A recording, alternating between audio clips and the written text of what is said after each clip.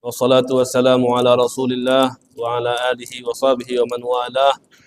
Rabbi shrah li sadri wa yassir li amri wahlul 'uqdatam min lisani yafqahu qawli wa saddid lisani wahdi bihi qalbi bijahin nabi wal ali. Allahumma 'allimna ma yanfa'una wanfa'na bima 'allamtana warzuqna ilman wa 'amalan wa fiqhan fid din. Amin ya rabbal alamin.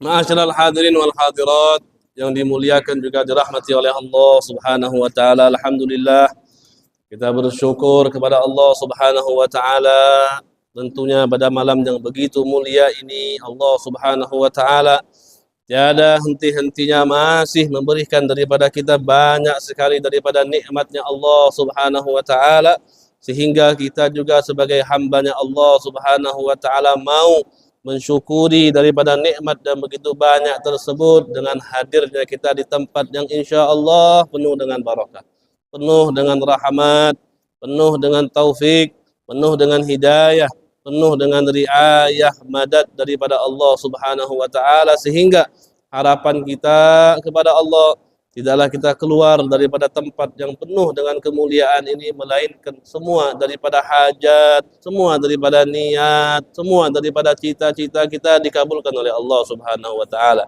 Semua daripada umur kita dipanjangkan oleh Allah Subhanahu wa taala.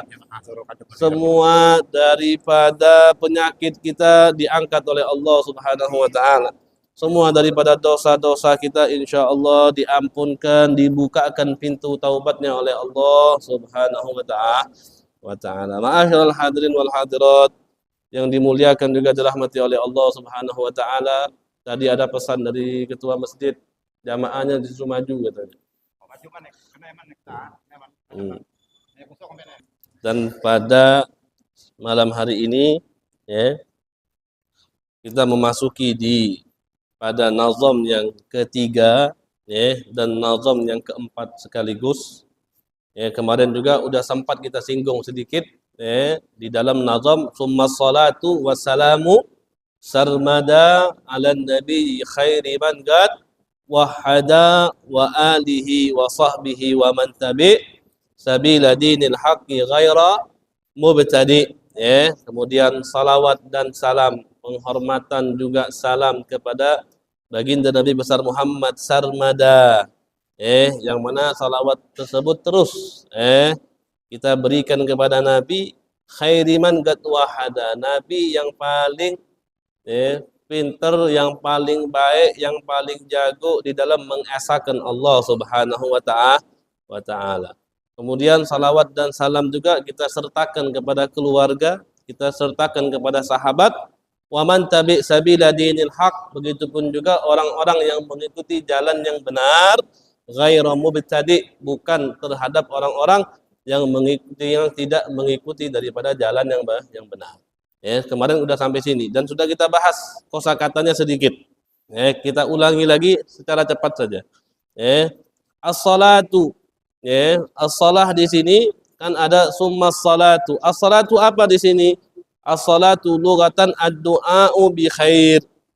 Salat secara bahasa itu adalah doa untuk dengan kebaikan. Salat secara bahasa itu artinya doa untuk kebaikan. Secara bahasa.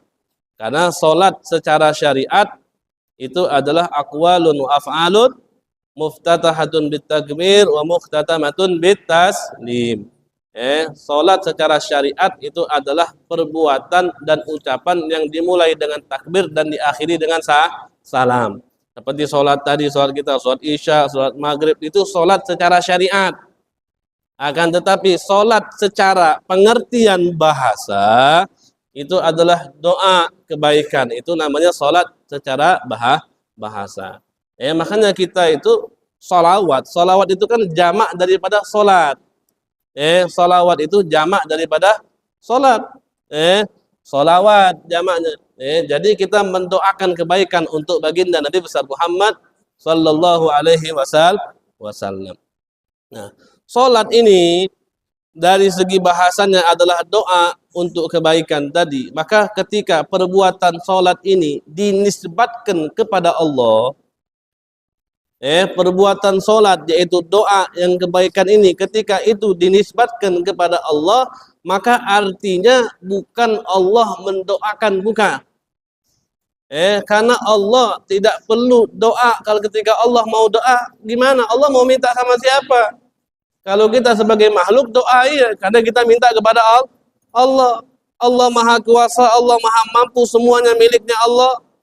Maka ketika sholat ataupun doa kebaikan itu dinisbatkan kepada Allah, seperti yang kita ketahui, innallaha wa malaikatahu yusalluna ala nabi, sesungguhnya Allah dan malaikat mereka bersalawat kepada Nabi. Maka ketika perbuatan sholat dinisbatkan kepada Allah, maka itu artinya bukan doa untuk kebaikan, tapi artinya apa? Ziyadatul in'am, al-makrun bit ta'zim wat tabjil, pertambahan nikmat. Allah Subhanahu wa taala menambahkan nikmat kepada Nabi, yang mana ditambahkan nikmat itu dibarengi dengan rasa agung, dengan rasa hormat, dengan rasa sayangnya Allah Subhanahu wa taala kepada baginda Nabi besar Muhammad sallallahu alaihi wasallam. Seperti apa yang diriwayatkan oleh Al-Imam Ibnu Abbas radhiyallahu anhuma, anna salata minallahi rahmah. Kata Ibn Abbas, solat itu dari Allah, itu adalah rahmat. Rahmatnya Allah, kasih sayangnya Allah, nikmatnya Allah. Wa minal abdi doa, dan solat daripada hamba itu adalah doa. Jadi kalau kita bersalawat kepada Nabi, itu artinya kita mendoakan Nabi besar Muhammad sallallahu alaihi wasallam. Bukan dalam artiannya Nabi butuh dengan doa kita, bukan. Bukan dalam artiannya Nabi butuh dengan salawat kita, tidak. Tapi dengan kita bersalawat kepada Nabi, itu menandakan kita butuh dengan Nabi besar Muhammad, dan kita mau menjadi umat yang betul-betul mengikuti baginda Nabi besar Muhammad sallallahu alaihi wasallam. Maka Nabi juga mengatakan, orang yang nanti bakal dekat denganku, orang yang nanti bakal dikenal olehku, orang-orang yang banyak salawatnya kepada baginda Nabi besar Muhammad sallallahu alaihi wasallam. Maka jangan heran para ulama itu mengarang kitab tentang salawat, mungkin berapa kitab, ratusan kitab yang dikarang khusus hanya untuk salawat. Karena fadilah daripada salawat itu memang begitu besar. Itu adalah salah satu kuncinya kita untuk bisa dekat dengan baginda Nabi besar Muhammad sallallahu alaihi wasallam. Al-Imam Al-Busiri, ketika beliau mempunyai penyakit, salah satu daripada amalan dia setiap malamnya dia membaca salawat sebelum tidur. Maka pada malam tersebut dia bermimpi Nabi kemudian menghulus daripada dadanya, kemudian ketika dia bangun sakitnya disembuhkan oleh Allah Subhanahu wa taala. Makanya dia bangun qasidah burdah, dia karang daripada qasidah burdah itu dikarenakan tadi. Dia karang qasidah burdah fungsinya untuk tadi kita bersalawat kepada baginda Nabi besar Muhammad sallallahu alaihi wasallam. Dan banyak lagi. Asy-Syaikh As-Sultanah yang hidup di zamannya Al-Habib Abdurrahman As-Segaf, seorang perempuan yang hidupnya tanpa suami, karena dia pada saat itu nggak mau menikah, padahal yang ngelamar dia orang-orang besar. Al-Habib Abdurrahman As-Segaf pada saat itu pecongnya para wali, pecongnya para agtop, kedudukannya dengan Allah, kedudukannya dengan Nabi begitu dekat. Akan tetapi ketika beliau melamar daripada Asy-Syaikh As-Sultanah, Syekh As-Sultanah nggak mau. Kenapa dia nggak mau? Karena dia katakan, waktu aku di dunia hanya aku peruntukkan untuk baginda Nabi besar Muhammad sallallahu alaihi wasallam. Syekh As-Sultanah ini setiap hari dia salawat kepada Nabi. Sampai-sampai diperiksa ketika beliau ini meninggal, ketika ada seorang perempuan yang memandikan daripada jenazahnya Syekh As-Sultanah, itu terlihat lidahnya itu ada luka. Lidahnya ada luka. Maka orang yang memandikan daripada jenazahnya Syekh As-Sultanah ini bertanya kepada orang rumahnya, ketika aku memandikan jenazah daripada Syekh As-Sultanah ini, aku lihat lidahnya ada luka. Kalau boleh sekiranya aku tahu itu luka bekas apa. Maka keluarganya katakan, luka yang ada di lidahnya Syekh As-Sultanah itu dikarenakan lidahnya dia gigit. Makanya luka. Ditanya sama orang itu, kenapa dia gigit lidahnya?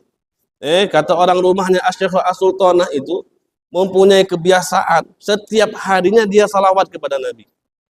Saking seringnya dia salawat kepada Nabi, itu dia punya lidah nggak mau berhenti salawat kepada Nabi. Jadi karena kebiasaan dia bawa salawat, akhirnya lidah dia itu nggak mau berhenti, yang pengen diucapkan hanya salawat. Walaupun dia nggak niat untuk salawat, tapi lidahnya masih tetap pengen salawat kepada Nabi.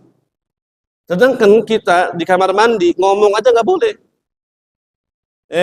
Namanya manusia masih butuh ke kamar mandi, masih butuh buang air, masih butuh mandi, wudhu dan segalanya. Begitu pun juga Asyikhul Sultanah. Maka ketika di kamar mandi itu lidahnya nggak mau berhenti untuk salawat. Karena sudah kebiasaan tadi lidahnya nggak mau berhenti untuk salawat. Akhirnya apa yang dia lakukan? Ketika dia masuk kamar mandi itu lidahnya dia gigit. Lidahnya dia gigit agar lidah tersebut tidak mengucapkan salawat kepada baginda Nabi besar Muhammad di kamar mandi sampai ketika dia meninggal itu bekas lukanya masih ada. Tapi jangan kita pikirkan, dia gigit lidahnya sampai luka atau apapun itu. Apa yang dia dapatkan? Karena seringnya dia salawat kepada baginda Nabi besar Muhammad, maka dia mendapatkan nikmat yang paling besar setiap hari. Dia bisa berjumpa dengan baginda Nabi besar Muhammad sallallahu alaihi wasallam, bukan dalam keadaan mimpi, tapi dalam keadaan nyata dia berkumpul dengan Nabi besar Muhammad. Setiap hari dia kumpul sama Nabi. Sama seperti kita ngumpul pada malam hari. Itulah yang dia lihat daripada baginda Nabi besar Muhammad sallallahu alaihi wasallam. Seringnya dia bersalat dan tidak mustahil. Al-Habib Abdurrahman As-Segaf dia punya malam-malam khusus. Malam Senin, malam Kamis, malam Jumat. Itu waktunya dia duduk sama baginda Nabi besar Muhammad sallallahu alaihi wasallam. Ya ghazatan. Secara nyata dia duduk sama Nabi besar Muhammad sallallahu alaihi wasallam. Maka salawat itu yang kita mau itu adalah manfaat yang kembali kepada kita, bukan yang kembali kepada baginda Nabi besar Muhammad sallallahu alaihi wasallam. Makanya perbanyak daripada salawat, dan jangan kita berharap salawat kita ini memberikan manfaat untuk baginda Nabi besar Muhammad sallallahu alaihi wasallam, tapi kitalah yang dengan salawat kita butuh dengan baginda Nabi besar Muhammad sallallahu alaihi wasallam. Kemudian di sini beliau katakan assalamu. Assalamu apa? At-tahiyyah al-la'iqatu bin Nabi sallallahu alaihi wasallam. Penghormatan yang pantas, penghormatan yang layak untuk baginda Nabi besar Muhammad sallallahu alaihi wasallam. Sarmada, yang mana penghormatan yang layak tersebut, salawat yang layak tersebut sarmada, yakni daiman.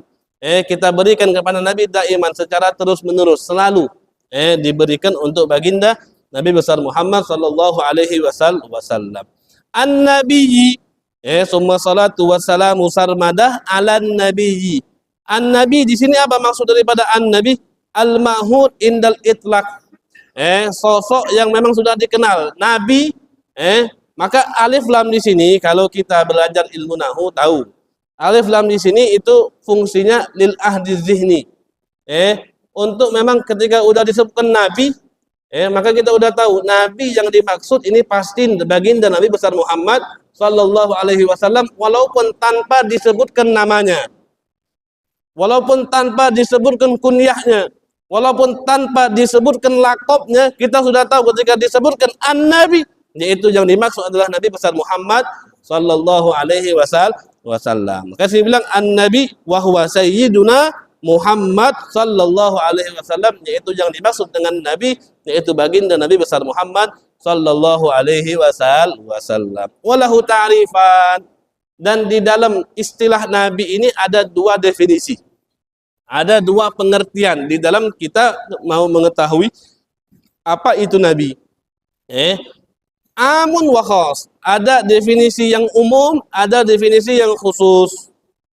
Fa'alal awwali, maka yang pertama, definisi yang umum untuk kita mengetahui siapa itu nabi.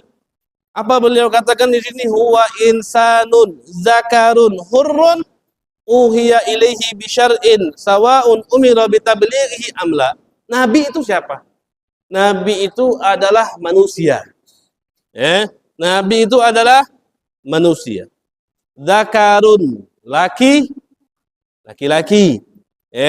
Nabi secara realita, secara realita seorang nabi itu nggak ada yang perempuan. Nabi itu pasti laki-laki. Dari zamannya Nabi Adam sampai penutupan Nabi besar Muhammad itu nggak ada istilahnya Allah turunkan Nabi itu perempuan. Nabi itu laki-laki. Tapi kalau secara akal mungkin nggak Allah jadikan Nabi itu perempuan? Nah, pendapat daripada Al-Imamul Asy'ari, kalau secara akal mungkin saja Nabi itu perempuan, tapi secara realita itu tidak ada Nabi yang perempuan. Karena hakikatnya seorang Nabi itu tidak bertentangan dengan perempuan secara akal. Secara akal menurut pendapatnya Imamul Asy'ari, tapi realita itu enggak ada. Realitanya tidak ada Nabi yang perempuan. Nabi semuanya laki-laki. Makanya disebut sini insanun dzakarun, manusia laki-laki hurrun yang merdeka. Jadi Nabi itu enggak ada budaknya orang. Kalau misalnya Nabi, dia budaknya orang, dia punya tuan, bagaimana dia mau menyampaikan nanti risalah?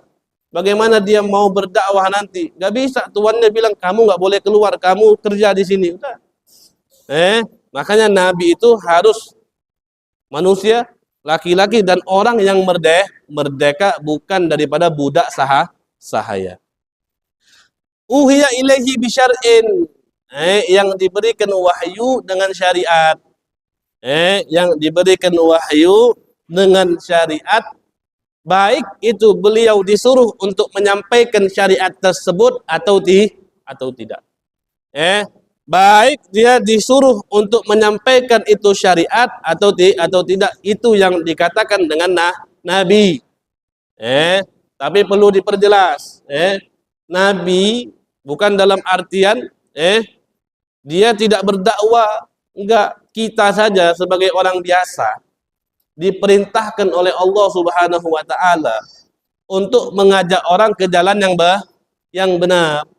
Kita saja sebagai orang yang biasa ini selalu diperintahkan oleh Allah Subhanahu wa taala untuk mengajak semua orang di dalam hal kebaikan, apalagi seorang nabi. Tapi nabi itu dia mendapatkan maklumat, dia mendapatkan ilmu-ilmu dari Allah Subhanahu wa taala, yang mungkin ada ilmu yang mungkin bisa dia beritahu kepada kita. Ada ilmu yang enggak boleh kasih tahu. Ada ilmu yang boleh dikasih tahu, ada ilmu yang tidak terserah mau kita kasih tahu atau tidak, terserah Nabi. Jadi ada 3 ilmu dia dapat dari Allah. Ada ilmu yang wajib dia sembunyikan. Ada ilmu yang wajib dia beritahukan kepada orang. Ada ilmu kalau dia mau beritahu itu enggak apa-apa, dia enggak beritahu juga tidak apa-apa. Makanya sahabat Nabi besar Muhammad sallallahu alaihi wasallam, salah satunya itu adalah Abu Hurairah. Abu Hurairah itu pernah katakan, kata Abu Hurairah, aku ini mendapatkan ilmu dari Nabi itu ibaratnya 2 botol. Ada 2 botol. Ada 2 botol, saya dapat ilmu dari Nabi. Nah, yang saya sebarkan 1 botol saja, kata Abu Hurairah. Yang saya sebarkan cuma 1 botol ini. 1 botolnya lagi saya simpan. Kenapa? Kalau saya sebarkan ke orang, ente bisa katakan anak ini adalah orang maksiat. Ente bisa katakan wah ente ini kafir. Ente bisa katakan oh ini pembawa ilmu yang baru, seperti itu. Karena ada memang ilmu yang harus disampaikan kepada orang awam. Ada juga ilmu yang tidak perlu atau tidak harus untuk kita sampaikan kepada orang awam. Karena mungkin daripada pendapatnya mereka, ataupun imannya mereka, ataupun pemikirannya mereka tidak sampai kepada ilmu yang seperti ini. Maka nggak perlu kita sampaikan. Begitupun juga seorang nabi. Begitupun juga orang yang mewarisi daripada ilmunya baginda Nabi besar Muhammad sallallahu alaihi wasallam. Ada ilmu yang harus dia sampaikan, ada juga ilmu yang harus dia pendam, tidak boleh dia sampaikan. Dan dia lihat dulu kondisi orang yang mau menerima ilmu tersebut. Kalau orang yang mau menerima ilmu tersebut kiranya mampu, tidak apa-apa. Tapi kalau tidak mampu, lebih baik dia simpan daripada ilmunya tadi bisa menyesatkan daripada orang lain. Itu definisi Nabi secara umum. Maka Nabi itu adalah manusia, laki-laki, merdeka, diberikan wahyu oleh Allah Subhanahu wa taala dengan syariat, tapi baik dia menyampaikan atau tidak. Baik dia disuruh untuk menyampaikan itu syariat atau tidak, itu dikatakan nabi. Karena nabi ini walaupun dia misalnya disuruh untuk menyampaikan syariat, tapi dia tidak membawa syariat yang baru. Berbeda dengan Rasul. Kalau Rasul itu dia nabi sekaligus Rasul. Kenapa? Karena dia disuruh menyampaikan itu syariat dan dia membawa daripada agama yang baru. Membawa daripada syariat yang baru. Agamanya tetap Islam, tapi syariatnya dia membawa dengan syariat yang baru. Berbeda dengan Nabi. Kalau Nabi dia neruskan saja. Nabi itu cuma neruskan saja. Misalnya di zaman itu sebelum dia ada Nabi, ada Rasul sudah diutus oleh Allah di satu kaum. Maka Nabi itu meneruskan daripada syariat Rasul sebelumnya. Hanya meneruskan. Tapi kalau Rasul, dia menghapus syariat yang sebelumnya. Karena dia membawa syariat yang baru. Begitupun juga dengan Nabi besar Muhammad sallallahu alaihi wasallam. Tapi di dalam syariat kita, Nabi besar Muhammad sallallahu alaihi wasallam, kalau memang ada syariat-syariat terdahulu yang tidak bertentangan dengan syariat yang sekarang ini, maka juga bisa diambil. Bisa diambil dan dipakai oleh baginda Nabi besar Muhammad sallallahu alaihi wasallam. Salah satunya misalnya contohnya apa? Syariat dulu. Syariat dulu itu di zaman jahiliyah, orang-orang itu ketika mereka melahirkan seorang anak, maka mereka potong kambing. Sama, kalau kita kan potong kambing juga, sunnahnya akikah. Mereka juga potong kambing. Tapi mereka motong kambing, dagingnya bukan untuk mereka makan. Mereka potong kambing, mereka ambil darahnya. Darahnya itu darah kambing tadi mereka elus ke kepala anak mereka yang baru lahir. Nah, ini syariat dulu. Menurut Nabi besar Muhammad ini syariatnya salah. Ini nggak bagus ini. Maka apa yang dilakukan oleh Nabi? Nabi contoh nyembelih kambingnya, tapi setelah disembelih kambingnya, diambil dagingnya, disedekahkan kepada orang. Seperti itu. Kemudian fa in umira bidzalika farasulun aidan fan nabiyyu a'ammu minar rasul. Maka ketika diperintahkan untuk menyampaikan daripada syariat, maka nabi tersebut dibilang juga sebagai rasul. Maka definisi nabi ini lebih umum daripada definisi rasul.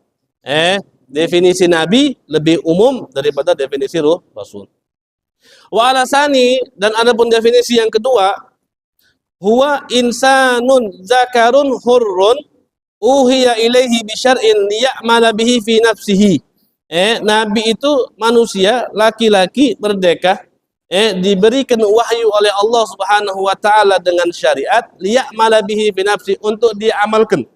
Dia amalkan untuk diri dia sendiri. Dia amalkan untuk diri dia sendiri. War rasulu insanun zakarun hurrun uhiya ilaihi bi syar'in liyuballighahu ila ghairi. Akan tetapi rasul, utusan, itu adalah seseorang manusia laki-laki merdeka yang diberikan wahyu oleh Allah dengan syariat, kemudian diperintahkan untuk menyampaikan daripada syariat tersebut. Makanya nanti para rasul setelah Nabi Adam, Nabi Nuh sampai ke Nabi Muhammad, nanti diberi pertanggungjawaban oleh Allah Subhanahu wa taala di akhirat nanti. Karena Nabi Adam itu pada saat itu belum ada umat. Nabi Adam pada saat itu belum ada umat. Setelah Nabi Nuh ke bawah, itu baru ada umatnya. Maka ketika nanti di hari kiamat, semua umat-umat para anbiya itu dikumpulkan oleh Allah Subhanahu wa taala. Diberikan pertanggungjawaban oleh Allah. Allah tanya sama umat Nabi Nuh, wahai umat Nabi Nuh, bagaimana? Nabi Nuh ini nyampaikan enggak dakwahnya kepada kalian? Umat Nabi Musa, bagaimana? Musa ini nyampaikan enggak dakwahnya kepada kalian? Umat Nabi Isa seperti itu, umat Nabi Ibrahim, Nabi Ismail, Yakub, Yusuf, dan semuanya ditanya oleh Allah Subhanahu wa taala. Dan kita sebagai umat Nabi besar Muhammad itu menjadi saksi nanti di hadapan Allah bahwasannya Nabi Musa sudah nyampaikan amanatnya, Nabi Ibrahim sudah nyampaikan amanatnya, Nabi Nuh sudah nyampaikan amanatnya ya Allah. Karena ketika umat-umat tersebut ditanya oleh Allah, mereka bakal jawab, Nabi Nuh nggak sampaikan dakwahnya kepada saya. Nabi Musa nggak nyampaikan dakwahnya kepada saya. Nabi Isa nggak nyampaikan dakwahnya kepada saya. Padahal Nabi Nuh bilang, ya Allah udah aku sampaikan. Kata kaumnya, enggak ya Allah. Nabi Isa udah bilang, ya Allah udah aku sampaikan. Kata nabinya, kata umatnya, enggak ya Allah, dia nggak sampaikan apa-apa kepada saya. Maka di sini Allah butuh saksi. Siapa yang tahu? Apakah betul Nabi Musa betul-betul nyampaikan dakwanya atau tidak? Yang dipanggil siapa? Yang dipanggil kita adalah umatnya baginda Nabi besar Muhammad sallallahu alaihi wasallam. Apa yang kita katakan? Betul ya Allah. Nabi Nuh sudah sampaikan dakwahnya. Nabi Isa sudah sampaikan dakwahnya. Nabi Musa sudah sampaikan dakwahnya. Kemudian umat-umat para nabi itu ngomong, ya Allah, bagaimana kau bisa menerima saksi daripada orang yang hidupnya saja setelah kami? Bagaimana orang yang hidup setelah kami, tidak hidup di zaman kami, tidak bisa menyaksikan daripada keseharian kami, bisa kau jadikan saksi, itu bagaimana? Maka kita jawab apa ya? Kami tahu dengan cerita-cerita Nabi Nuh, kami bisa memberikan saksi kepada umatnya Nabi Nuh. Kenapa? Karena kami baca daripada Al-Qur'anul Karim. Karena di dalam Al-Qur'an itu banyak sekali cerita-cerita tentang para anbiya terdahulu. Wa kullan naqussu 'alaika min amba'ir rusuli ma nusabbitu bihi fu'ada, kata Allah.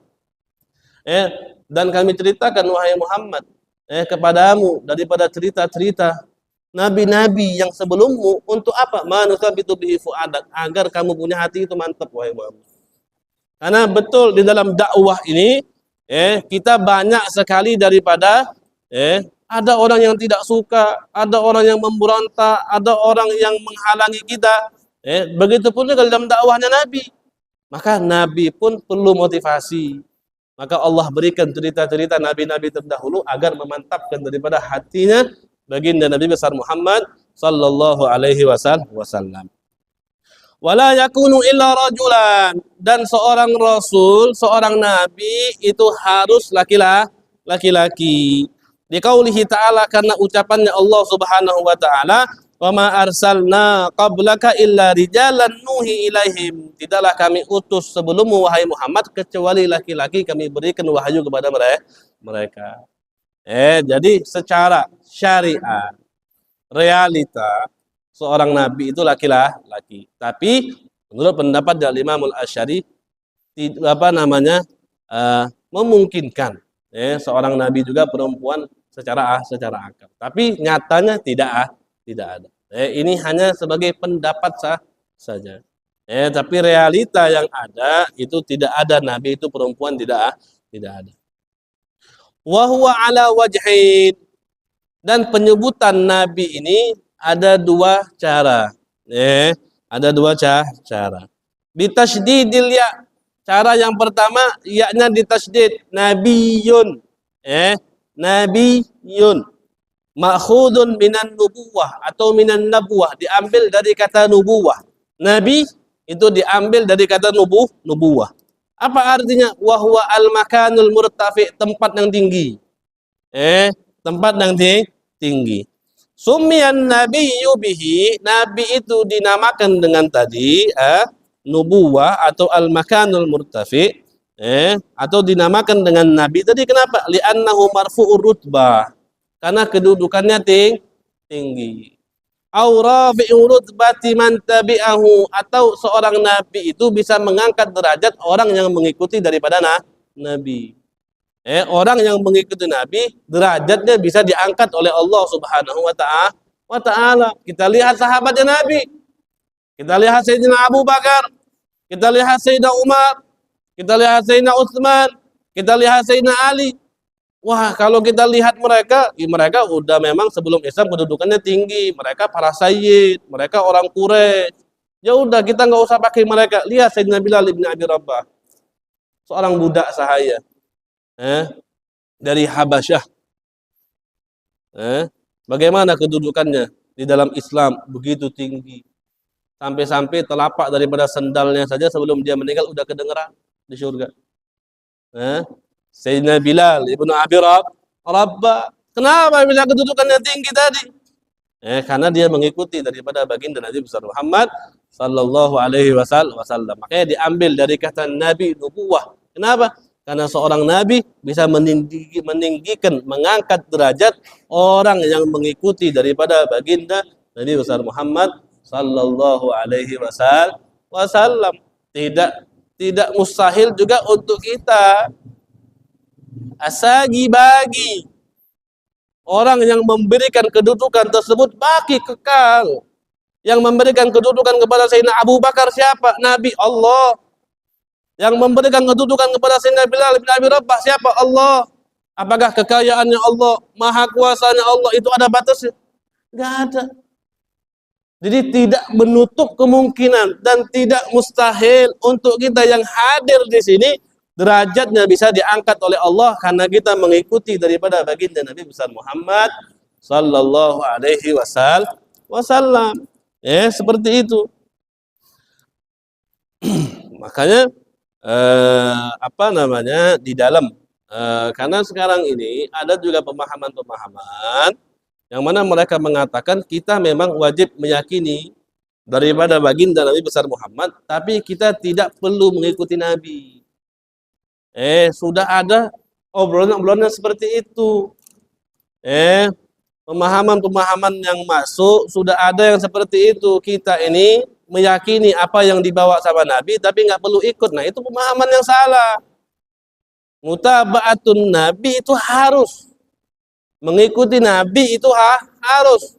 Hukumnya wajib bagi kita.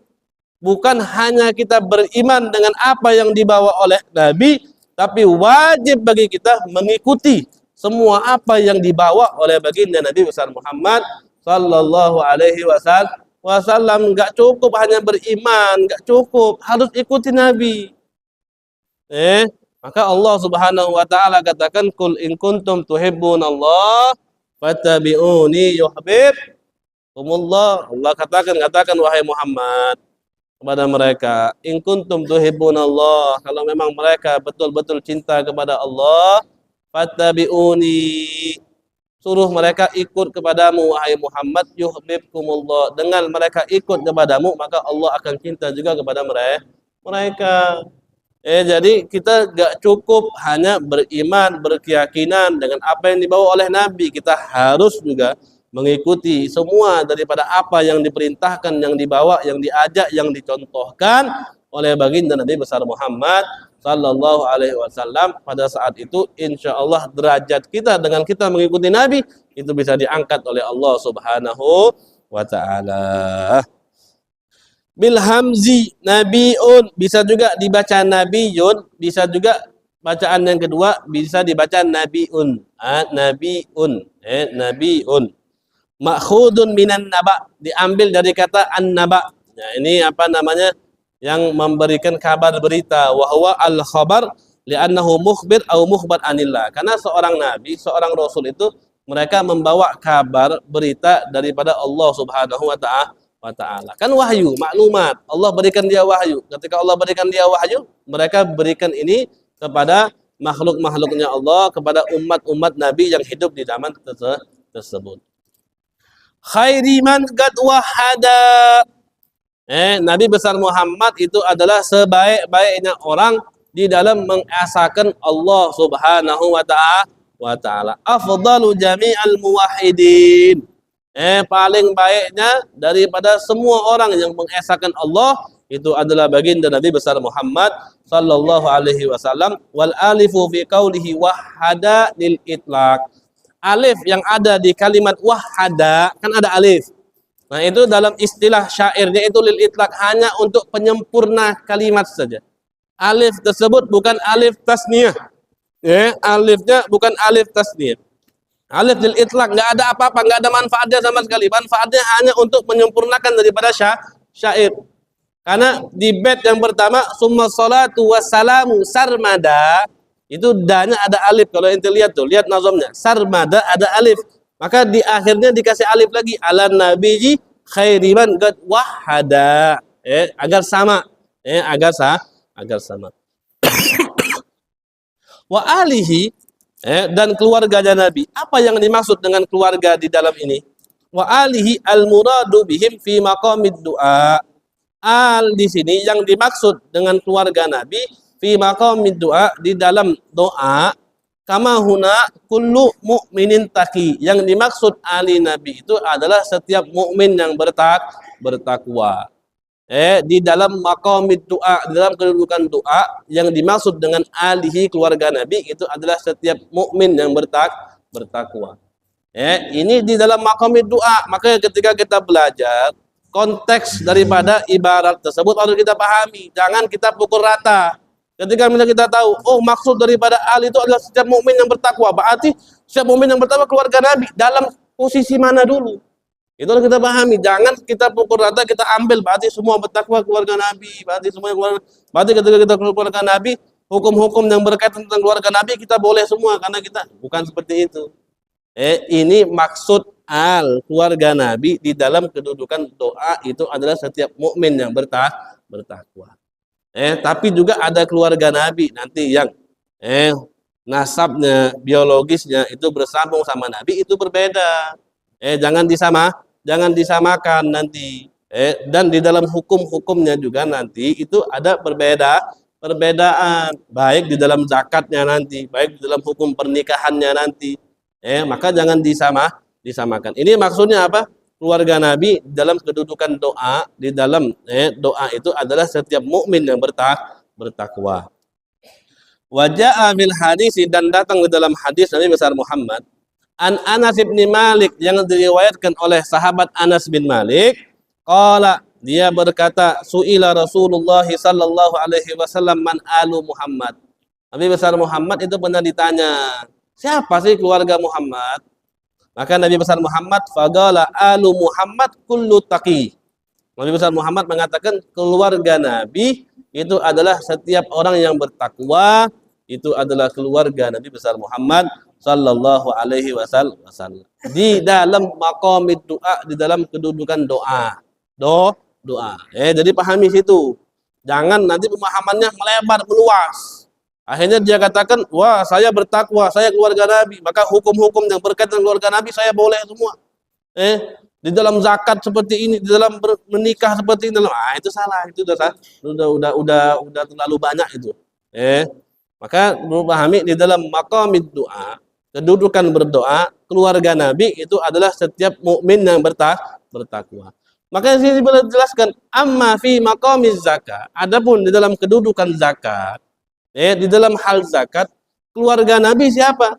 Faqala al-Imamu Malik rahimahullah hum Banu Hashimin faqad.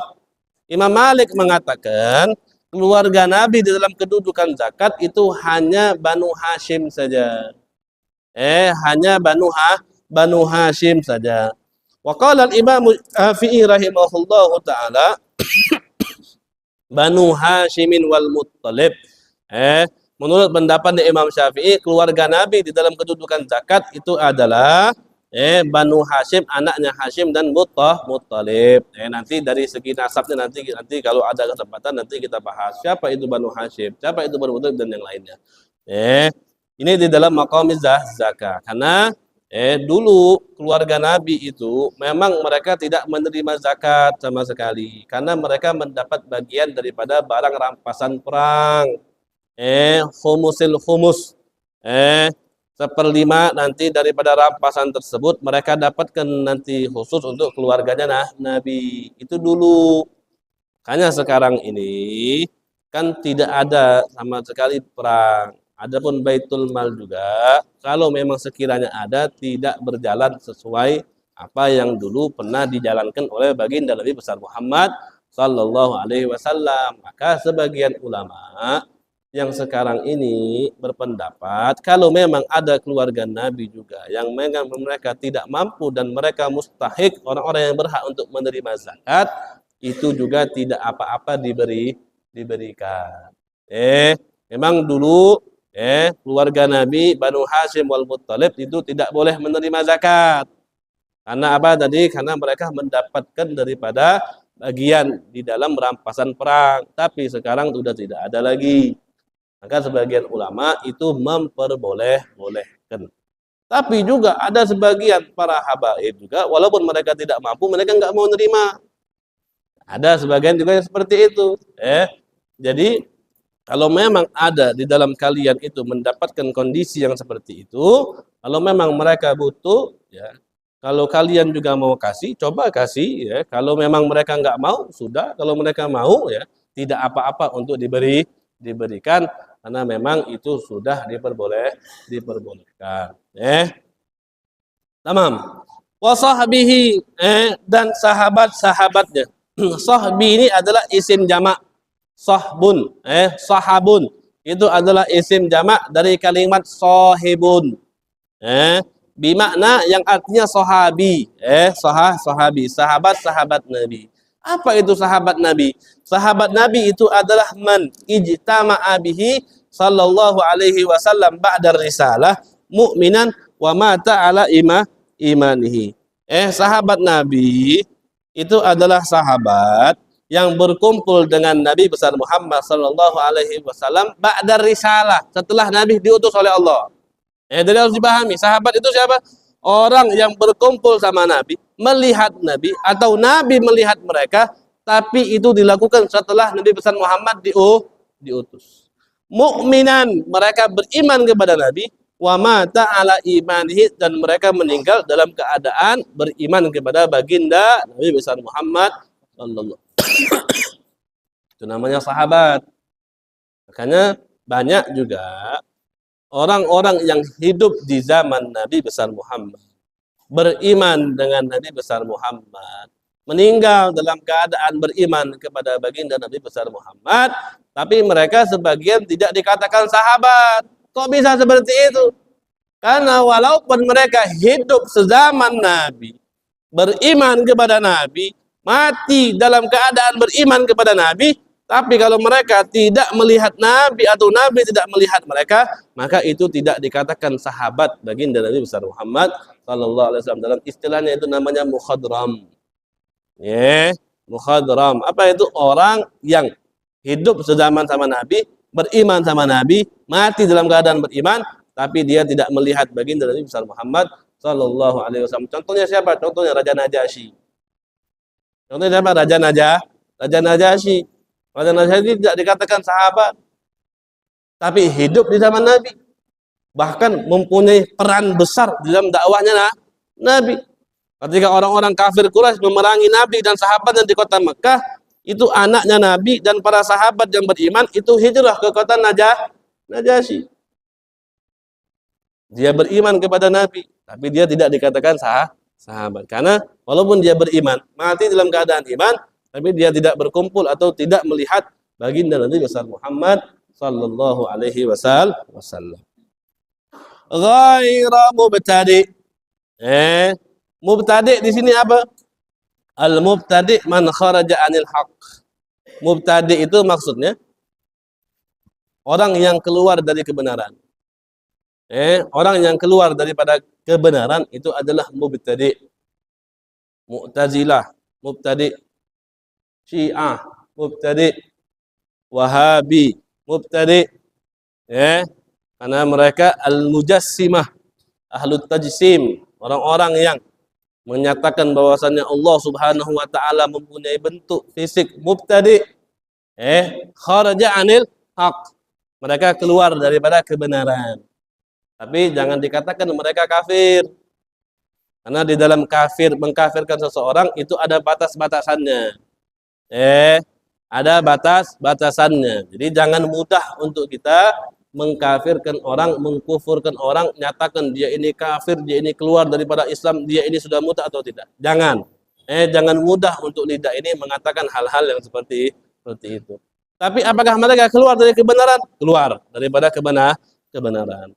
Wal haq, dan hak itu apa? Yang dimaksud dengan hak itu apa? Kullu ma fil kitabi was sunnati wal ijma'i wal qiyas. Semua yang ada di dalam kitab, yang ada di dalam sunnah, yang ada di dalam ijma'nya ulama, yang ada di dalam qiyas, itu adalah sesuatu hal yang benar. Yang benar itu apa? Yang ada di dalam kitab, yang cocok dengan kitab, cocok dengan hadisnya Nabi, cocok dengan ijma'nya ulama, cocok dengan qiyas, maka itulah ajaran yang benar. Wal bid'ah, Bid'ah secara bahasa. Bid'ah, kan kita sering dengar ya, bid'ah, bid'ah. Bid'ah itu secara bahasa apa? Makana mukhtari'an ala ghairi mithalin sabiq. Bid'ah itu sesuatu hal yang baru yang ada tanpa ada contoh sebelumnya. Makanya kalau kita dengar Allah Subhanahu wa taala katakan apa? Badi'us samawati wal ardh. Allah Subhanahu wa taala yang menciptakan langit juga bumi. Allah pakai di dalam kalimat badi'. Badi' itu diambil dari kalimat bid'ah. Berarti apa? Allah Subhanahu wa taala menciptakan langit, menciptakan bumi tanpa ada contoh sebelumnya. Allah menciptakan langit dan juga bumi itu tanpa ada contoh sebelumnya, memang enggak ada. Yang menciptakan langit dan bumi semuanya itu adalah Allah Subhanahu wa taala. Nah, bid'ah itu adalah orang-orang yang membikin ataupun membuat daripada hal-hal yang baru tanpa ada contoh sebelumnya, itu dikatakan bid'ah. Wa syar'an, dan di dalam syariat bid'ah itu adalah ma'ahdasa, orang-orang yang melakukan hal yang baru ala khilafi amri syari', yang mana hal yang baru ini bertentangan dengan perkara syariat. Sesuatu hal yang baru yang bertentangan dengan syariat itu dimanakan dengan bid'ah. Makanya di dalam bid'ah itu sebagian ulama membagi dua. Ada bid'ah yang sayyi'ah, ada bid'ah yang hasanah. Ada bid'ah yang jelek, ada bid'ah yang baik. Kalau misalnya sesuatu hal yang baru tersebut sesuai dengan ajaran Al-Qur'an, sesuai dengan ajarannya hadis, sesuai dengan ijma' dan qiyasnya para ulama, maka itu adalah sesuatu hal yang baru, yang bagus, yang dikatakan Nabi, barang siapa orang yang beramal, melakukan daripada sesuatu hal yang baru, yang bagus, dan diikuti oleh orang, maka dia mendapatkan ganjarannya, sama kata Nabi. Enggak apa-apa. Hal yang baru, sesuai dengan kitab, sesuai dengan sunnah, maka itu adalah sesuatu hal yang bagus. Akan tetapi, kalau misalnya sesuatu hal yang baru tadi bertentangan dengan syariat, maka itulah yang dinamakan dengan bid'ah sayyi'ah, yang mana Nabi katakan ijtanibu muhdatsatil umur fa inna kulla bid'atin dhalalah wa kulla dhalalatin finnar. Nabi katakan hati-hatilah, hindarilah setiap hal-hal yang baru, karena setiap hal yang baru itu sesat, dan yang setiap sesat itu tempatnya di nerakanya Allah Subhanahu wa taala. Tapi kita jangan salah paham tadi. Jangan kita katakan sesuatu hal yang tidak ada di zaman Nabi, maka ketika ada di zaman sekarang bid'ah. Tidak. Karena kita berkeyakinan sesuatu hal yang baru, yang sesuai dengan ajarannya Al-Quran, ajarannya As-Sunnah, ijma' dan qiyasnya para ulama, maka itu adalah sesuatu hal yang baru, yang bagus. Karena kita ini di dalam berdakwah, mengajak orang dalam perbuatan baik, berbeda di setiap zamannya. Tidak bisa apa yang ada di zaman Nabi 100% kita terapkan semua yang ada di era kita ini, ya tidak bisa. Kita harus berbaur dengan zaman, dan di dalam metode berdakwah mengajak orang ke dalam ajaran Islam juga, maka perlu sekali dengan kita mengambil daripada alat-alat ataupun media sarana-sarana yang memang cocok untuk zaman tersebut. Selagi itu tidak bertentangan dengan Al-Quran, tidak bertentangan dengan syariatnya baginda Nabi besar Muhammad sallallahu alaihi wasallam. Saya percepat ya, karena tadi ada permintaan mau diminta tentang apa Dzulhijjah dan syarah daripada kitab ini apa? Daripada kalimat summa salatu wassalamu sarmada ala nabiyyi khairi man qad wahada wa alihi wa sahbihi wa man tabi sabila dinil haqqi ghaira mubtadi. Syarahnya apa? Summa usalli wa usallim. Kemudian aku salawat dan salam ala sayyidina Muhammadin, teruntuk kepada sayyidina Muhammad sallallahu alaihi wasallam, afdal jami'al muwahhidin, sebaik-baiknya orang yang bertauhid, mengesahkan Allah Subhanahu wa taala dari sekian banyaknya orang. Karena di dalam mengesahkan Allah, kedudukan orang beda-beda. Tingkatannya juga berbeda-beda. Nah, paling baiknya daripada itu adalah baginda Nabi besar Muhammad sallallahu alaihi wasallam, wa ala alihi, pada keluarganya, sahabatnya, wa man tabi'ahum, yang mengikuti mereka di dalam jalan kebenaran ila yaumiddin, sampai akhir zaman. amalan bima ruwiya, ya, aku nih bersalawat kepada Nabi, salam kepada Nabi, itu melakukan dari apa yang diriwayatkan daripada baginda Nabi besar Muhammad sallallahu alaihi wasallam, yang mana beliau katakan kullu amrin jibalin la yubda'u bihamdillahi wa salati alayya fahuwa agta abtar mamhukun min kulli barakah. Setiap perkara yang penting menurut syariat, ketika tidak dimulai dengan mengucapkan alhamdulillah atau tidak dimulai dengan salawat kepada baginda Nabi besar Muhammad sallallahu alaihi wasallam fahuwa agta, maka perkara tersebut sedikit barokahnya. Agta itu dalam arti aslinya adalah orang yang terputus tangan, orang yang terputus kaki. Orang yang putus tangan, yang putus kakinya, maka faedahnya juga semakin sedikit dibanding orang yang sempurna. Maka ketika kita tidak bersalawat ataupun mengucapkan alhamdulillah, maka sedikit juga barokahnya kita. Abtar itu makna aslinya orang yang tidak punya anak. Orang yang tidak punya anak dibanding orang yang punya anak, maka ya, beda. Beda, kesempurnaannya berbeda. Maka orang yang tidak punya anak, maka dia kurang sempurna. Maka di sini dipakai kalimatnya. Orang yang tidak salawat dan alhamdulillah, maka kurang daripada barokahnya, mamhukun min kulli barokah. Jadi dia dipadamkan, dia dihabiskan dari semua barokah. Jadi enggak dapat barokah sama sekali. Karena apa? Karena di dalam perkara hal yang baik, dia tidak ucapkan alhamdulillah, dia tidak ucapkan salawat kepada baginda Nabi besar Muhammad sallallahu alaihi wasallam. Bahkan kita disunnahkan setiap di situ ada nama Allah, disunnahkan disandingkan dengan nama baginda Nabi besar Muhammad sallallahu alaihi wasallam. Nah, hadirin yang dimuliakan juga dirahmati oleh Allah Subhanahu wa taala, kita sedikit mengambil daripada waktu ini, kita jelaskan secara ringkas saja daripada tentang Dzulhijjah. Dzulhijjah tentunya termasuk daripada Ashhurul Hurum, bulan-bulan yang dihormati oleh Allah Subhanahu wa taala, itu termasuk adalah bulan Dzulhijjah.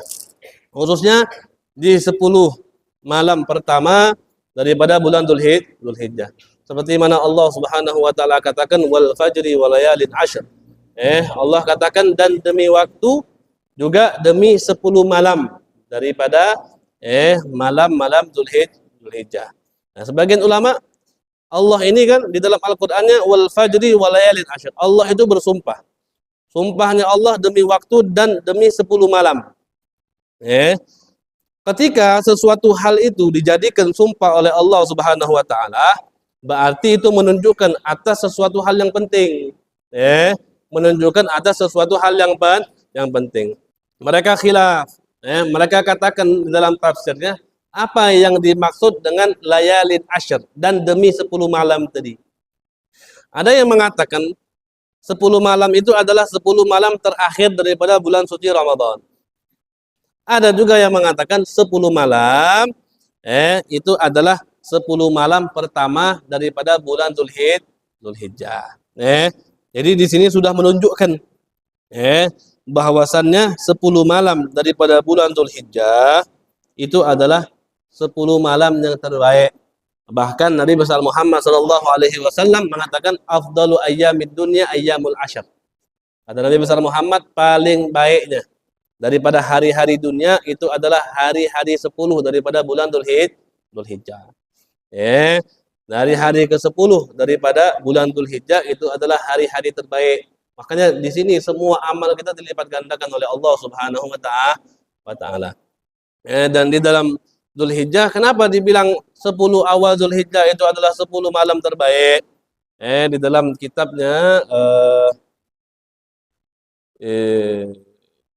Fathul Bari, kalau salah Ibn Hajar, beliau mengatakan kenapa dibilang 10 Dzulhijjah itu adalah 10 malam terbaik?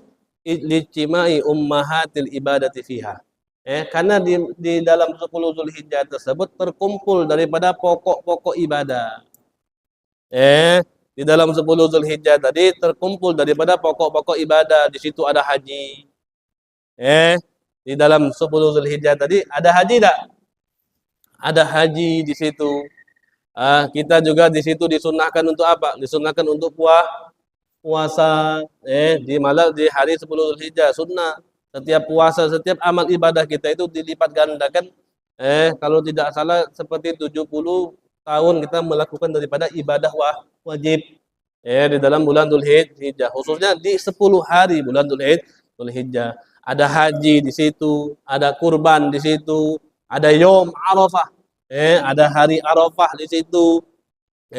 Ada puasa di situ. Disunnahkan juga untuk sedekah di situ. Pada hari-hari Dzulhijjah. Kemudian apalagi? Maka banyak sekali terkumpul di bulan Dzulhijjah itu hal-hal yang baik. Maka kalau sekiranya kita mau melakukan amal di bulan Dzulhijjah, maka jangan tanggung-tanggung. Kita banyak beramal ini di bulan Dzulhijjah, salatnya diperbanyak, puasanya diperbanyak, yang bisa haji dia haji. Yang bisa berbuat baik lain dia berbuat baik lain. Sedekah misalnya dia mau perbanyak. Nah, kalau mau sedekah, ana lagi bangun sumur bor. Ana lagi bangun sumur bor, lagi bangun masjid. Yang mau sedekah di bulan Dzulhijjah silahkan. Nanti hubungi Bapak Parman nanti. Seperti itu. Ini adalah suatu kebaikan yang ada di bulan Dzulhijjah. Jadi apapun hal baik yang ada di bulan ini ketika kita lakukan, maka amal ibadahnya dilipat gandakan oleh Allah Subhanahu wa Ta'ala. Dan di bulan Dzulhijjah kita disunnahkan untuk berkorban. Tentunya kita disunnahkan untuk berkorban. Di dalam kesunahan berkorban itu, di dalam kesunahan berkorban, menurut kita pendapatnya mazhab Syafi'i, kurban itu sunnah. Kurban itu sunnah. Sunnah di dalam mazhab Syafi'i itu ada dua dalam berkorban. Ada sunnah ain, ada sunnah kifayah. Ada sunnah ainun, ada sunnah kifayah. Sama seperti wajib itu kan ada wajib ain, ada wajib kifayah. Ada fardu ain, ada fardu kifayah. Begitupun juga sunnah. Sunnah di dalam udhiyah ada sunnatu ain, ada sunnah kifayah. Sunnah ain itu untuk pribadi seorang.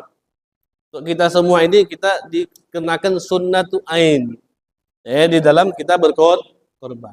Tapi kalau misal kita ini punya keluarga, keluarga kita banyak, misal seperti saya, berarti saya ada istri, habis itu saya punya anak 3, berarti 5, maka ini kan ta'addud, orang rumahnya ini berjumlah.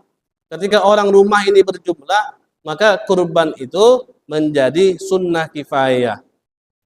Maksud sunnah kifayah apa? Ketika satu orang daripada orang rumah itu melakukan daripada sunnah kurban, maka kesunahan tersebut jatuh daripada yang lainnya sudah selesai. Karena satu saya sudah berkorban. Itu yang dimaksud dengan dua hukum di dalam mazhab Syafi'i, dan berkorban itu ada sunnah. Tapi sunnahnya dua, ada sunnah ain, ada sunnah kifayah. Begitupun juga mazhabnya Ibnu Ahmad bin Hanbal, sunnah muakkadah. Berkorban adalah sunnah muakkadah. Pendapatnya Imam Malik, pendapatnya Imam Hanafi, mereka mewajibkan daripada berkorban. Mewajibkan daripada berkorban.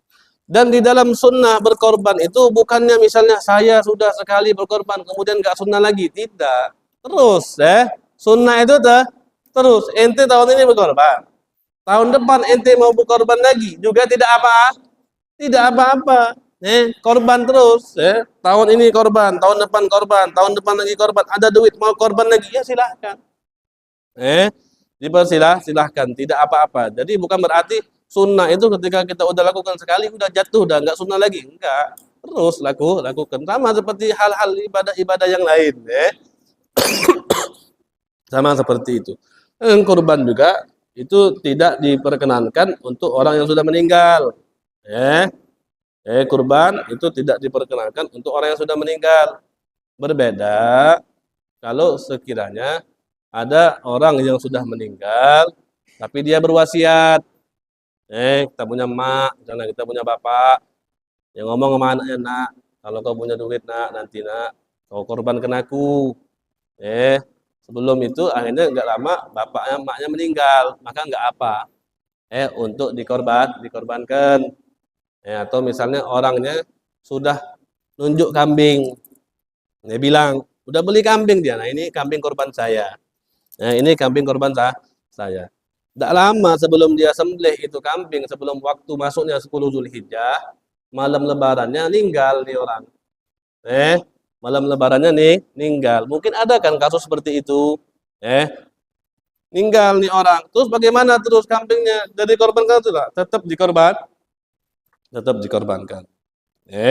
dikorbankan. Tapi secara umum untuk orang meninggal itu tidak ada.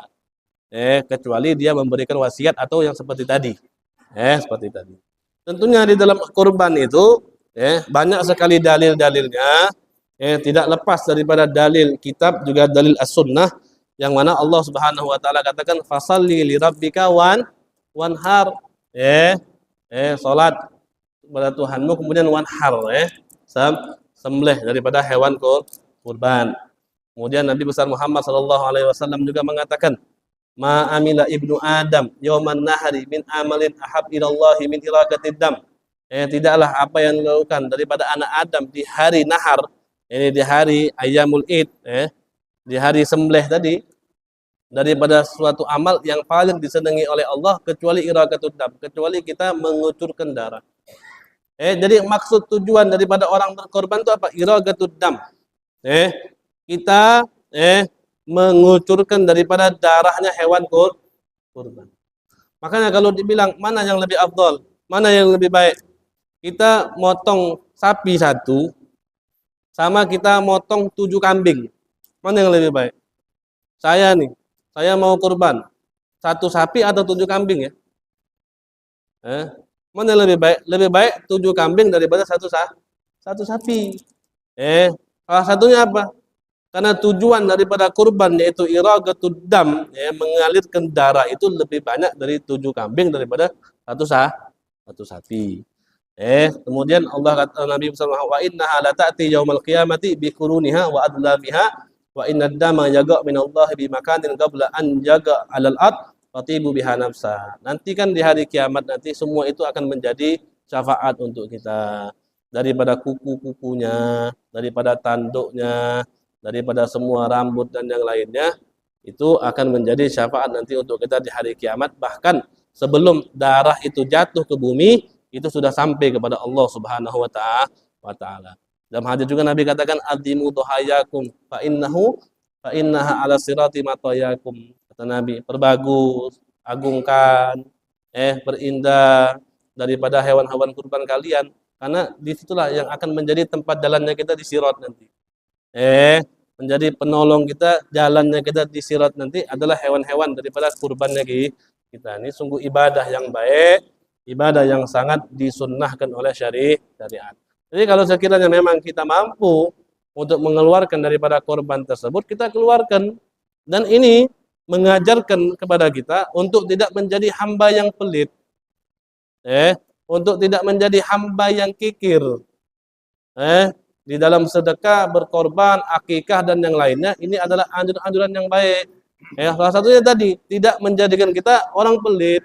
Karena ketika sudah Allah Subhanahu wa taala berikan kepada kita daripada nikmat-nikmatnya Allah, maka kita diperintahkan juga untuk membagikan.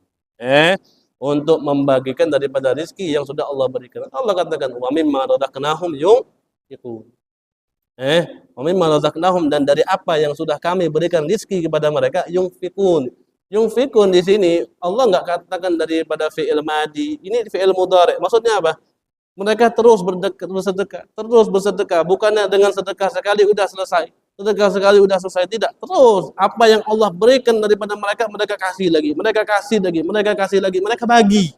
Dari apa yang sudah diberikan oleh Allah Subhanahu wa taala. Kemudian di dalam berkorban, jadi hukum awal kurban itu sunnah. Ingat hukum kurban awal itu sunnah. Akan tetapi kurban juga bisa menjadi kurban yang wajib. Kurban itu bisa menjadi kurban yang wajib. Bagaimana bisa menjadi kurban itu wajib? Ketika misalnya kita nazar. Saya nazar, saya pengen berkorban misalnya. Nazar itu kan harus dilafadzkan ya. Nazar itu Kalau tidak dilafatkan nggak jadi nazar. Nazar itu harus dilafatkan. Harus dilafatkan. Saya nazar, kalau saya punya kambing saya kurban misalnya. Itu. Maka kurbannya dia itu menjadi kurban yang wajib. Tapi ketika nazar itu, apakah harus dilakukan tahun itu? Tidak. Nazar itu tidak harus dilakukan di tahun itu. Tidak harus disegerakan juga, tidak harus. Tidak harus disegerakan, tidak harus dilakukan di tahun itu. Karena kewajiban nazar itu terletak di tanggung jawabnya seorang hamba nanti. Ketika dia udah nazar, tanggung jawabnya ada terus sama dia. Kapan dia mau kurban, maka itu nanti menjadi kurban wajib. Kurban itu juga bisa menjadi wajib kalau sekiranya dia ada kambing. Depan dia kasih tahu orang atau dia bilang, ja'al tuha udhiyati, aku jadikan kambing ini kambing kurban. Dia udah menentukan, dia sudah mentakyin itu kambing untuk dijadikan kambing kurbannya dia. Maka dengan takyin tadi, dengan dia tentukan tadi, maka kambing itu menjadi kurban wajib. Dan di tahun itu harus dia korbankan itu kambing. Beda tadi. Nazar tadi wajib juga. Tapi boleh kita lakukan tahun itu tidak. Tapi kalau sudah ditentukan, ditakyin sama dia, maka harus tahun itulah dia sembelih itu kambing. Korban tadi dia kambing atau sapi atau onta tadi dia harus itu kan. Itu perbedaan daripada wajibnya berkorban dari segi nazar ataupun dari segi takyin tadi, menentukan kambing. Seperti itu. Kemudian yang namanya kurban itu hanya diperbolehkan daripada 3 hewan ini. Onta, sapi, sama apa? Kambing. Onta, sapi, kambing. Kalau sapi, kerbau itu sama kayak sapi kayak. Kerbau itu sama, kayak sapi sama. Kemudian ada macam-macamnya kan, kambing ada kambing domba. Kambing apa lagi? Kibas. Ada kambing kibas. Kambing kibas sama kambing domba beda. Kambing kacang. Kambing kacang. Anda nggak tahu jenis kambingnya apa, tapi kambing juga ada afdoliyah juga di dalam kambing. Kambing kibas itu apakah dia sama kambing domba, itu lebih bagus daripada kambing-kambing yang lain. Biasanya usia-usia kalau kita kurban kambing kibas itu diperbolehkan ketika usianya 1 tahun. Ketika usia kambingnya 1 tahun. Ada kambing kacang itu atau apa? Usianya 2 tahun. 2 tahun. Onta usianya jalan 5 tahun. 5 tahun ke 6. Sapi 2 tahun. Seperti itu. Itu syarat-syaratnya daripada korban. Maka di dalam berkorban itu tadi ada 3. Oh, kuda bisa nggak? Bisa. Karena yang dapat daripada Nabi ini 3. Sapi, onta, kambing. Onta yang pertama lebih bagus. Sapi, habis itu kambing. Habis itu kambing. Kemudian kalau misalnya saya mau korban kambing 1 atau korbannya sapi tapi per 7 orang, mana yang lebih bagus? Mana yang lebih bagus antara saya mengeluarkan kambing 1 atau saya ikut partner, saya korban sapi tapi atas nama 7 orang, bukan atas nama 1 orang. Kambing 1. Lebih bagus kambing 1. Lebih bagus kambing 1 daripada sapi per 7 orang. Tapi ini semua apa yang dikatakan ulama kembali nanti kepada tujuan yang lebih maslahat. Sekarang ini ketika kita berkorban, yang lebih maslahat kepada orang itu apa? Maslahatnya itu bagaimana dagingnya itu banyak. Ya kan gitu kan? Masalahnya kita pengen nyari daging yang banyak. Dikiranya dengan daging yang banyak ini nantinya kita bisa berikan kepada orang-orang fakir dan juga orang-orang miskin. Jadi kiranya kita ada daging yang lebih banyak, nggak apa kita ambil daging yang lebih banyak karena kita lebih bisa bermanfaat untuk orang-orang yang di sekitar kita. Seperti itu. Dari segi warna juga, warna putih lebih bagus daripada warna kuning. Kan namanya kambing itu ada nanti onta-onta itu kan, onta, sapi, kambing ada warna-warna. Ada warna hitam, ada warna putih, ada gabungan warna putih, warna hitam. ada warna apa lagi? Ada warna abu-abu, ada warna kuning, ada warna putih. Nah, dari semua itu yang paling bagus itu warna putih. Nah, yang paling bagus warna putih. Kemudian warna kekuning-kuningan, kemudian warna yang abu-abu. Banyak ya, seperti itu ya. Dari segi warna.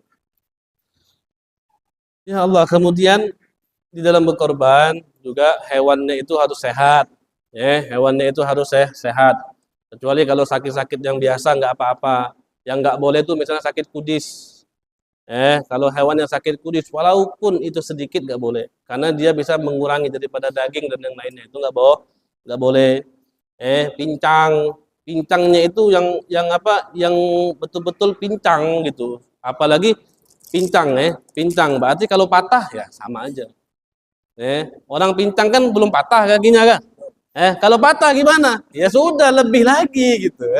Kalau patah gimana? Ya udah lebih lagi. Jadi jangan ditanya, Beb, pincang kan itu. Kalau patah gimana? Udah nggak usah tanya lagi. Nggak usah tanya lagi. Berarti kalau patah lebih lagi. Gitu. Pincang apa? Kadar bisa dikatakan sapi itu atau kambing atau onta pincang sangat. Seperti apa? Sekiranya kalau misalnya ada sapi atau kambing yang lain dengan jalan yang sedang itu dia bisa melewati kambing yang tadi, yang pincang tadi. Ketika udah kesusul sama kambing-kambing yang lain, nah itu dikatakan pincang. Pincang yang tidak diperbolehkan untuk dia dikeluarkan daripada untuk menjadi korban. Wala ajfa, kurusnya juga tidak boleh. Kurusnya juga tidak boleh. Wala majnuna, sapi atau kambing atau unta gila juga nggak boleh. Amya wala aura, buta ataupun matanya apa? Kalau kita nih biasanya belong ya atau picik atau apa mata satu matanya cuma satu yang ada, yang satu lagi yang ada itu juga nggak boleh. Wala maridatan maradan yufsidulah muha, atau hewannya sakit yang bisa merusak daripada dagingnya. Itu juga tidak diperbolehkan. Wa alla yabina syai'un min udhuniha wa in galla. Dia punya telinga itu nggak boleh terputus walaupun sedikit. Nah, kalau misalnya telinganya nggak terputus tapi ngentol, masih ada nyambung, nggak apa-apa. Yang penting jangan terputus. Kalau udah terputus walaupun sedikit, itu sudah merusak itu sudah aib, maka tidak diperbolehkan bagi dia untuk berkorban. Terus kalau misalnya tanduknya ada deh, gimana? Boleh nggak? Sah nggak kurban? Nggak masalah, nggak masalah. Kalau tanduk itu tidak masalah. Atau tanduknya pecah misalnya, dikit atau setengah tanduknya, nggak masalah. Yang nggak diboleh itu tadi, dia punya lidah juga nggak boleh, dia punya payudaranya nggak boleh juga ada penyakit itu, daripada pantatnya juga itu tidak boleh, itu seperti itu, dan di dalam berudhiyah kita harus apa namanya niatkan ketika kita menyembelih atau sebelumnya nggak apa-apa, nggak harus kita pas nyembelih itu nggak harus, tapi ketika kita apa namanya sebelum atau ketika kita menyembelih itu kita niatkan, mentaukilkan niat juga nggak apa-apa, asal syaratnya yang menyembelihnya orang muslim, asal syaratnya yang menyembelihnya orang muslim itu tidak apa-apa sekali kita taukilkan niat. Dan waktu orang berudhiyah itu setelah terbitnya matahari di hari Idul Adha. Di hari ke-10 tadi. Terbitnya matahari tadi dan setelah berlalunya kira-kira 2 rakaat dan 2 khutbah yang ringan. Orang sudah selesai, sudah terbitnya matahari tadi, kira-kira waktu orang sholat dan waktu orang khutbah selesai belum? Ketika dia udah selesai sudah nggak apa-apa. Ketika udah selesai itulah waktu kita untuk berkorban. Berarti pemahamannya sebelum itu nggak boleh. Sebelum itu nggak boleh untuk berkorban. Sampai kapan untuk berkorban? Ila akhir ayyamit tasyrik, sampai akhir hari tasyrik. Akhir hari tasyrik selesai kurban. Berarti 11, 12, 13. Hitungan bulan Arab itu bukan di malam 20 jam 12 malam bukan, tapi di hitungan sore. Sebelum maghrib itu udah habis, berarti ayyamut tasyrik ya. Kemudian apakah kita sedekahkan atau kita makan atau kita apa, lihat. Kalau memang kurbannya wajib, nggak boleh kita makan sama sekali. Semuanya kita harus sedekahkan. Tapi kalau misalnya kurbannya sunnah, boleh kita sedekahkan sedikit. Kemudian kita apa namanya, kita makan untuk diri kita sendiri juga tidak apa. Tapi hukumnya makruh untuk kita menyimpan daripada daging hewan kurban. Kalau yang korbannya kita sendiri, kalau dikasih orang masalah. Kalau dikasih orang nggak masalah. Allah katakan wa atimul gani al mu'tar. Kita kasih orang daripada hewan kurban tadi. Baik orang yang miskin, juga orang yang kaya juga tidak apa-apa. Tapi lebih baik orang kaya itu ketika dikasih kurban jangan dijual, jangan digunakan apa-apa. Kita gunakan hewan kurban yang diberikan itu untuk kita makan atau untuk kita menjamu tamu. Bagi orang miskin ya, dia tidak apa-apa karena itu udah miliknya dia, terserah dia mau jual atau tidak, itu juga tidak apa-apa. Makanya sebagian boleh kita simpan, sebagian lagi kita kasih orang miskin, sebagian lagi kita kasih daripada orang kaya juga tidak masalah. Boleh judu bai'u syai'in minha, enggak boleh kita jual. Enggak boleh kita jual walaupun itu korban sunnah. Walaupun itu korban sunnah enggak boleh kita jual. Makanya bagaimana hukum kita ngasih orang jegal, ngasih orang motong kambing, motong sapi itu dengan kulitnya tuh enggak boleh sama sekali. Kulit, tulang, mau rambut, mau apa itu enggak boleh sama sekali kita jadikan itu biaya untuk nyembelih. Untuk orang yang nyembelih itu enggak boleh. Enggak boleh. Kalau misalnya itu gimana ya, sudah orang yang korban itu ditaklifkan, disuruh dia untuk membayar biaya motong. Untuk biasa kan masjid juga ada kan, masjid juga misalnya kan ada orang-orang yang memang spesial motong-motong, itu jangan ketika kita berikan daging atau apa ya, itu di luar daripada biaya mereka mau motong itu. Ya ini adalah bagian-bagiannya mereka gitu, bagian-bagian mereka, bukan karena mereka motong, karena mereka ikut motong kita kasih lebih banyak, gitu. Kalau kita kasih duit nggak boleh kayak gitu, nggak boleh juga gitu. Maka kita bagikan sesuai dengan bagian-bagian yang ada. Kalau memang perlu mereka kasih. Kalau mereka mengatakan aku ikhlas, ya nggak usah dikasih lagi, gitu kan. Nah mereka sudah ikhlas, kan banyak yang gotong royong kan juga, gitu. Seperti itu. Wa yatasaddaq bi jami'il manzurah wa yaqra an yudila syai'an min sya'ri aw ghairihi bi ajlihi hatta yudahiya. Kemudian di dalam berkorban, juga kita dimakruhkan untuk menghilangkan dari apa yang dari rambut, kuku dan yang lain nggak boleh. Kalau memang kita berkorban dari mulai awal Dzulhijjah sampai hewan itu disembelih, kita nggak boleh, jangan sampai potong kuku. Bukan haram bukan haram, tapi makruh. Makruh gunting rambut, makruh kita gunting kuku dan yang lain. Bukan haram, bukan. Jadi kalau gunting kuku jangan ngasal bersalah, wah gunting kuku deh. Nggak apa-apa sudah. Ini bukan sesuatu hal yang diharamkan. Bukan sesuatu hal yang diharam. Kalau kita mau dapat sunnah lagi, kita sendiri yang nyembelih. Kita sendiri yang nyembelih. Perempuan boleh nggak nyembelih hewan kurban? Sah nggak perempuan? Sah.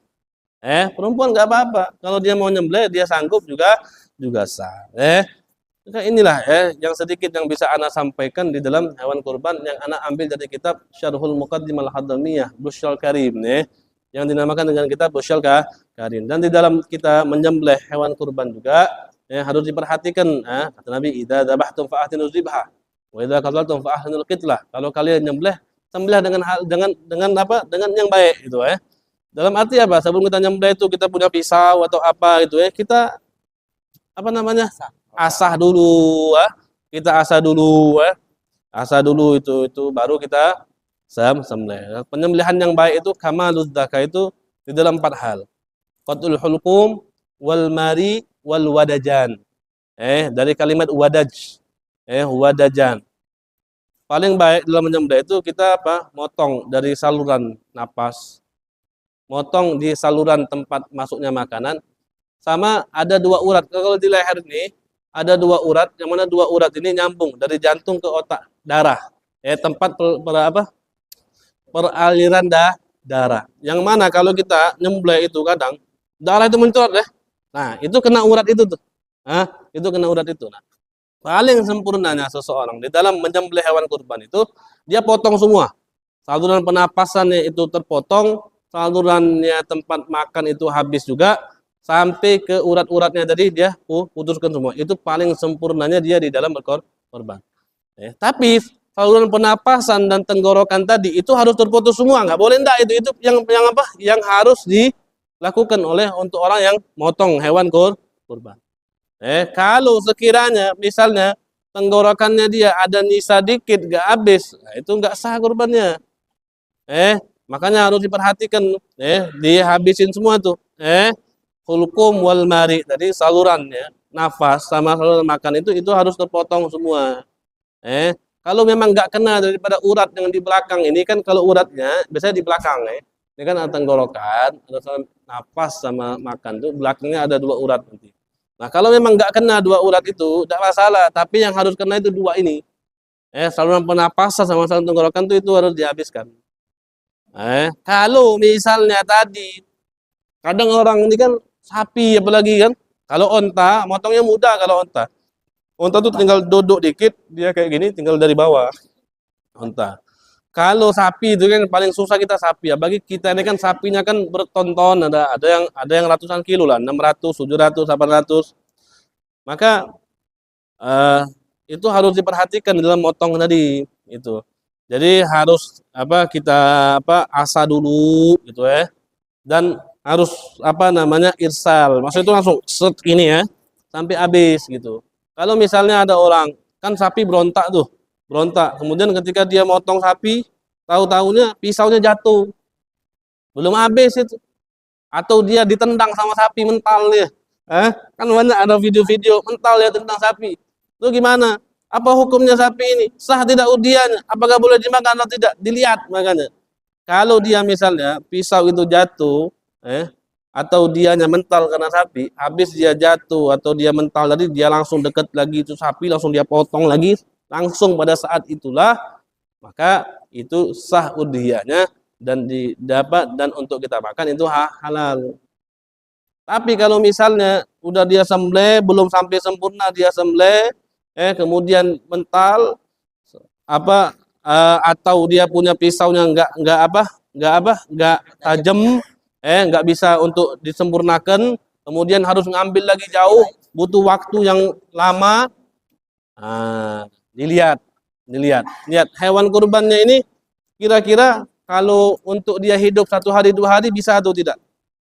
Kalau dia ini masih mampu untuk hidup 1 hari 2 hari, nggak apa-apa kita sembelih. Karena itu ada kehidupan yang mustaqirrah. Tapi kalau sekiranya hewan kurban itu udah nggak bisa sanggup hidup lagi dalam 1 hari 2 hari, maka itu nggak bisa lagi kita sembelih. Itu udah jadi bangkit. Itu udah jadi bangkit. Makanya harus diperhatikan orang-orang jagal, orang-orang yang motong. Harus diperhatikan karena itu hal terpenting. Jangan sampai kita salah nanti.